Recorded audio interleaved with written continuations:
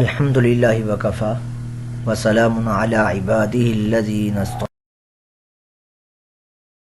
تعالیٰ کورس کی 34ویں نشست ہے.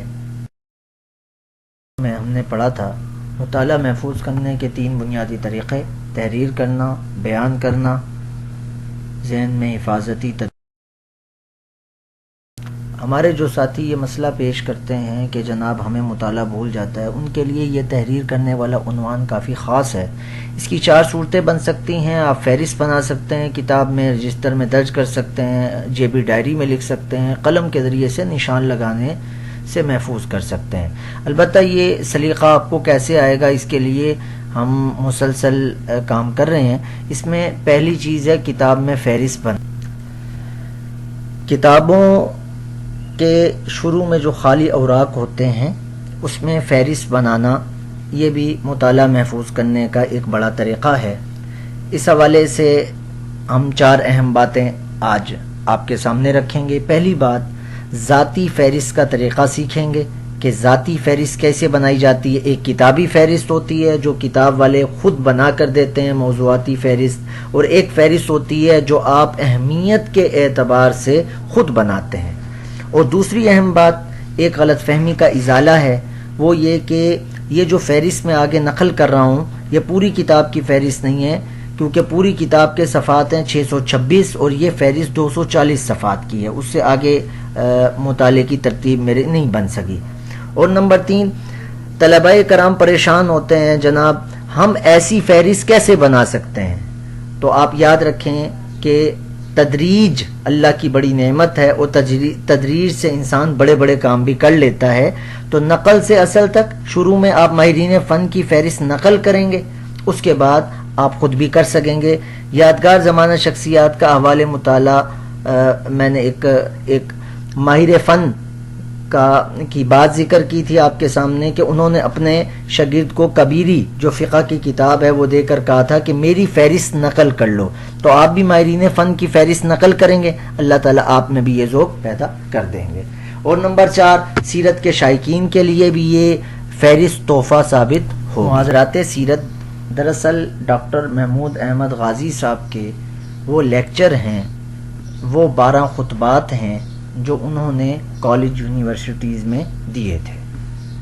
اب اس میں آپ ایک صفحہ دیکھ رہے ہیں جو اس کتاب کا پہلا خالی صفحہ ہے، اس پر میں نے ایک فہرست بنائی ہوئی ہے. اس فہرست کو 3 حصوں میں تقسیم کیا ہوا ہے مضامین کے اعتبار سے. تو پہلا عنوان ہے عشق رسول صلی اللہ علیہ وسلم میں ڈوب کر.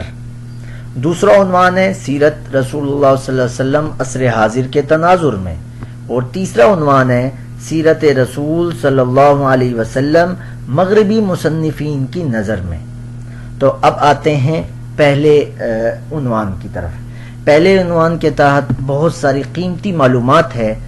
آپ علیہ الصلوۃ والسلام کے نالین پر 50 سے زائد کتابیں لکھی گئیں. حضور صلی اللہ علیہ وسلم کے خطبات کے 1 درجن سے زائد مجموعے ہیں. طب نبوی میں عربی زبان میں 25 کتابیں لکھی گئیں. اور آگے چل کر کتب ادب کا سیرت سے تعلق، کتب لغت کا سیرت سے تعلق، کتب رجال کا سیرت سے تعلق، اور آگے علم سیرت کے 7 مراحل ہیں. 7 مراحل لکھے ہوئے ہیں. آگے ہجری میں لکھا ہوا ہے.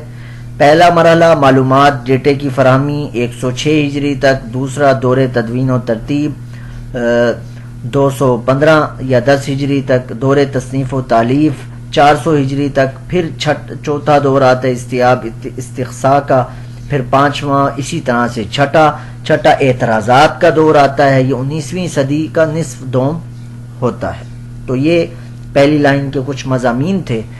اور اب دوسرا عنوان سیرت عصر حاضر کے تناظر میں عالمگیریت کے 5 ضروری چیزیں وہ سامنے آپ کے رکھی گئی ہیں. سابقہ تمام ممالک اور اقوام کو درپیش 2 بڑی مشکلات: باہمی عصبیت، امیری غریبی کی کشمکش. تو اس میں بھی اسرائیلیات کی 3 قسمیں لکھی ہیں. 195 صفحہ نمبر پر روایت اور درایت کی تفصیل لکھی ہے، اور ہر غزوے کا اپنا پاسورڈ ہوتا ہے. صفحہ 230 پر لکھا ہے. سیرت رسول صلی اللہ علیہ وسلم مغربی مصنفین کی نظر میں یہاں پر وہ مواد جو مغربی مصنفین کے حوالے سے تھا وہ لکھا ہے کہ مغربی مصنفین کی ترتیب کیا رہی ہے. ترتیب یہ رہی ہے کہ پہلے قرآن کا انکار کریں گے، پھر حدیث کی تکذیب کریں گے، پھر فقہ کو رومن لا سے ماخوذ قرار دیں گے، پھر سیرت النبی صلی اللہ علیہ وسلم یہ بات ذکر کرتے ہیں کہ حکمرانوں نے اپنے مفاد کے لیے یہ کتابیں لکھوائی ہیں. تو یہ اعتراضات جو مغربی مصنفین کی طرف سے آ رہے تھے ان کو ذکر کیا گیا ہے. تو آگے یہ بھی لکھا ہوا ہے تبصروں کے حوالے سے مغربی محققین کا کیا طریقہ کار ہے. مغربی محققین کی 3 قسمیں لکھی ہیں صفحہ 161 میں. تو مستشرقین کی جو کتابیں ہیں ان کے استفادے کے حوالے سے صفحہ 211 پہ لکھا ہوا ہے. اگلے صفحے کی فہرست بھی 3 حصوں پر مشتمل ہے. پہلے عنوانات کو دیکھ لیتے ہیں. پہلا عنوان ہے تعارف کتب سیرت و متعلقات سیرت. دوسرا عنوان ہے سوالات آپ کے جوابات ہمارے. تیسرا عنوان ہے منہج پس منظر انداز. تو پہلے عنوان کی طرف آتے ہیں. پہلے عنوان میں بڑی قیمتی معلومات ہے کہ بیوت النبی ایک کتاب صاحب علم نے لکھی. سیرت النبی دعاؤں کے آئینے میں یہ حضرت مولانا ابو الحسن علی ندوی رحمہ اللہ کی کتاب ہے. 1000 سالہ تاریخ ایک خاتون نے کتاب لکھی. کاتبید وحی پر لکھی گئی کتابیں صفحہ 80 پر، اور نعلین پر لکھی گئی کتابیں صفحہ 81-82 پر، اور طب نبوی اور جدید سائنس پر النبی صلی اللہ علیہ وسلم معلماً فضل الہی صاحب کی کتاب ہے. اور فتح الباری سے ماخوذ 3 جلدوں کی ایک کتاب ہے سیرت پر جو کہ صفحہ 100 میں آپ کو وضاحت مل جائے گی. اور اسی طریقے سے صحیح بخاری کے ماخذ مصادر سیرت شامیہ حلبیہ اس کی آگے وضاحت کی گئی ہے. اب چلتے ہیں دوسری لائن کی طرف، اس کے مضمون کو دیکھتے ہیں. سوالات آپ کے جوابات ہمارے. اس میں جو بھی مضمون مجھے ملا اس میں کوئی سوال قائم ہو سکتا تھا، تو سوال ایک اچھا پیرایا ہوتا ہے ذہن نشین کرنے کا. تو سوالات قائم کیے ہیں، ان کو دیکھتے ہیں.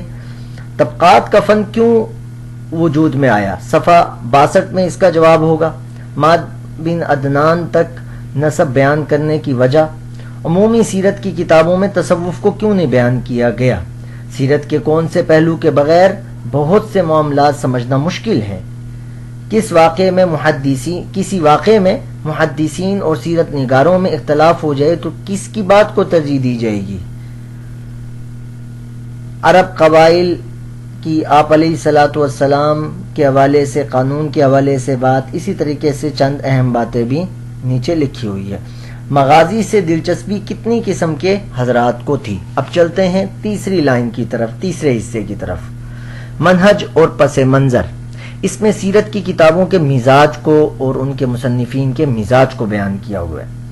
سیرت کے حوالے سے امام زہری کا طرز عمل، سیرت کے حوالے سے محمد بن اسحاق کا طرز عمل، ابن اسحاق کے مندرجات، ابن حشام نے ابن اسحاق کو کیسے فالو کیا، منہج سے ہماری کیا مراد ہے، سیرت میں اپنائے گئے اسلوب کا واضح مطلب، محدثین کا مطمع نظر. اچھا آگے اسلوب سمجھیں گے. مؤرخانہ اسلوب ہے.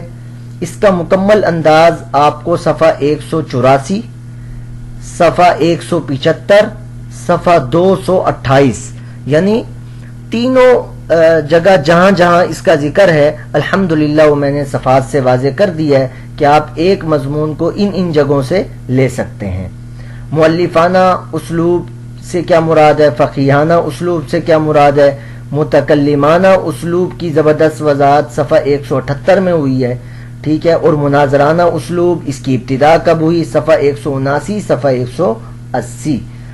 ٹھیک ہے. عیون العصر فی فنون المغازی، البدایہ والنہایہ کی تفصیل ہے. الاساس فی سنہ، السیرہ النبویہ فی ضوء القرآن والسنہ، صفحہ 194 میں اس کی وضاحت ہے. قدیم اسلوب اور متاثر زدہ اسلوب.